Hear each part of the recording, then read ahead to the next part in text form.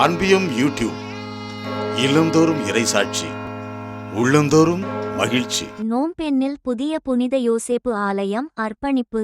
கம்போடியாவின் நோம்பென்னில் தொழிலாளரான புனித யோசேப்பிற்கான புதிய கத்தோலிக்க ஆலயம் மே 2 புனிதப்படுத்தப்பட்டது.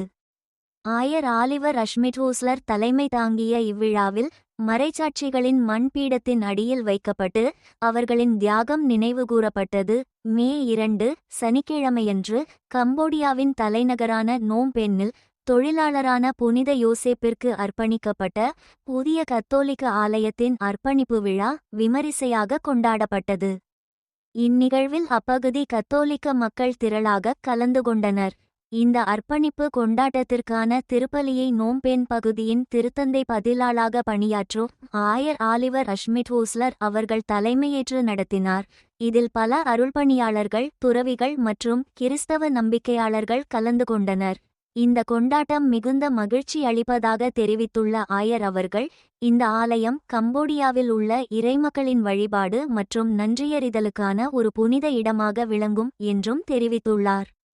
5 ஆண்டுகளில் இந்த ஆலயத்தின் கட்டுமான திட்டத்தை நிறைவு செய்ததற்காக பால் சட்சிரே மற்றும் அவருடன் இணைந்து பயணியாற்றிய கட்டுமான குழுவினருக்கு ஆயர் தனது நன்றியை தெரிவித்துள்ளார்.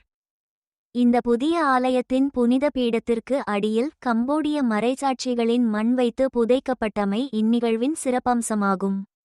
இத்துடன் மறைச்சாட்சி ஆயர் ஜோசப் மார் சாலாஸ் மற்றும் அவருடன் பணியாற்றிய தோழர்களை புனிதர் நிலைக்கு உயர்த்த கோரும் முறையான விண்ணப்பம் உரோமுக்கு அனுப்பி வைக்கப்பட்டது.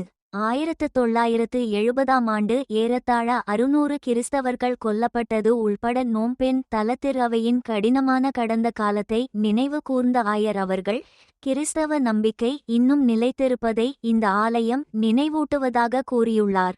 மேலும் புனிதர்கள் லூயிஸ் மற்றும் செலி மார்ட்டின் ஆகியோரின் புனித பண்டங்களை புதிய பீடத்தில் வைத்த ஆயர், போரினால் துன்புறும் குடும்பங்களுக்காகவும் அமைதிக்காகவும் ஜெபிக்குமாறு நம்பிக்கையாளர்களுக்கு அழைப்பு விடுத்தார்.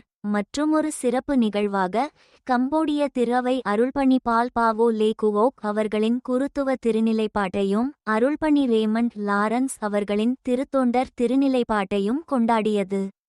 இத்தகைய நிகழ்வுகளின் மூலம் தொன்போஸ்கோவின் சலேசியர்கள் கம்போடியாவில் கல்வி மற்றும் விளிம்பு நிலை இளைஞர்களுக்கான பராமரிப்பில் கவனம் செலுத்தி தங்களது பணியை தொடர்கின்றனர்.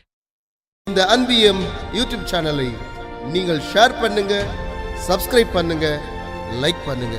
Wish you all the best.